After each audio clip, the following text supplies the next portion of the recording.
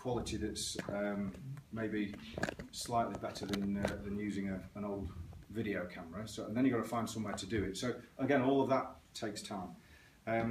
So where we are now, we have a final product. We have the investment campaign going. We've got a team together, and I think that personally I feel that we've got a product that is kind of fulfilling those two rules about solving a problem, righting a wrong, which is great. We're just about to start physically selling this thing into sales. So the final problem for us is production. Again, I've never been involved in producing physical things before, so we are now at the point where we are looking at how we produce, maybe only initially a few hundred, but we've kind of given ourselves milestones in terms of what we want to achieve, and I think we've been fairly conservative on that. So first of all, we're looking to get through 1,000 units, 2,500, then up to 5,000 units. Once we get over 5,000 units, we feel that we've proved the market. You know, if we can sell to 5,000, we can probably sell to another 5,000 and probably sell to another 5,000. The issue that we will come across is cash flow. When you're making these kinds of things and buying these kinds of products, or even making these kind of products, you have to buy all the bits up front. So you have some cash flow problems that you need to try and solve. So, and it's not until you get in front of the retailers that you realise that the retailers really try to push you into a sale or return, which means that you buy them, you pay for all of that, you give it to them, and if they can sell it, you'll get some money. If they don't, they give you back, which is the quickest way to go bankrupt. So you have some serious negotiation to be done around that, and then you've obviously got to get your unit price sorted. But I think we're now at a point where, do you know, that kind of process from having the idea, going through patents, identifying your team, building a plan, creating a prototype, etc., etc., etc., you could almost relate to just about anything. And the one thing I have realised, because this whole process has taken us about 18 months to get us to where we are now, that whole process, you almost have to go through it in those stages. There is no real point in creating a prototype and then trying to get a patent through there. There's no point in trying to do your sales before you've done any kind of prototype or patent, and there's no point in trying to raise finance until the patent's been applied for and you've got the finance. So you could see how you could almost replicate that model across lots and lots of different businesses.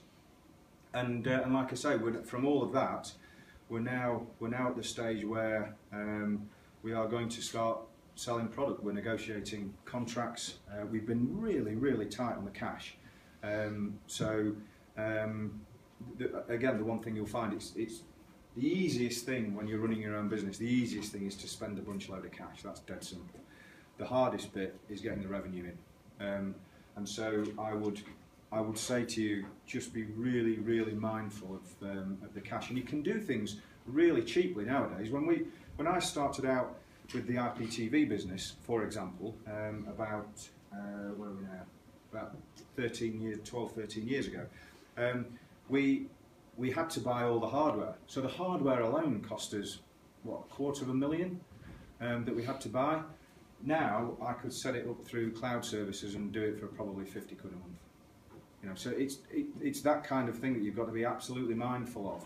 That your cash is absolutely king. If you haven't got the cash, you're really struggling. So make sure that you hold on the cash. Again, I've done this before. Mistakes. Don't do a PR company will take money off you like it's going out of fashion, and they will suck all of that money out of you. If you haven't got something sensible to say and you've got nothing sensible to sell, don't do it. Just hang on. And it's really you kind of get dragged into that whole PR media world, and it's amazing how quickly you can get sucked in. But don't. make sure that you're very, very clear about what it is that you're trying to do, what it is that you're trying to achieve, and you actually do have something sensible to say and something to sell.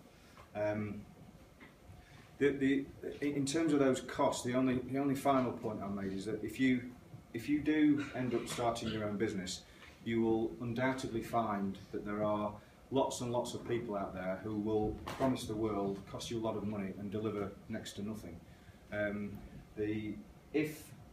If you find anyone who wants to be paid up front for doing a piece of work, be it financial planning or be it PR or whatever it is, without actually having any of it linked to results, you do need to run a mile.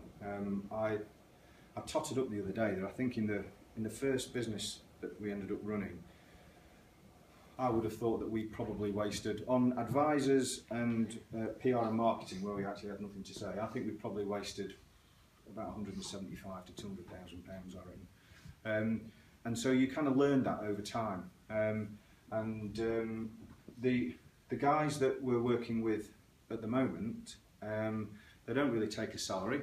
They have some shares in the business, and they know perfectly well that when we get funded, I'll use when because it won't be if, when we get funded, that they'll be on board and they'll have remuneration and all that sort of stuff. But one thing they are is they're bought into what we're doing. So, and that's kind of where we are. That kind of learning cycle for me to get to a point where I kind of bought almost everything and now buy almost nothing has taken about 13 years to get me to that point.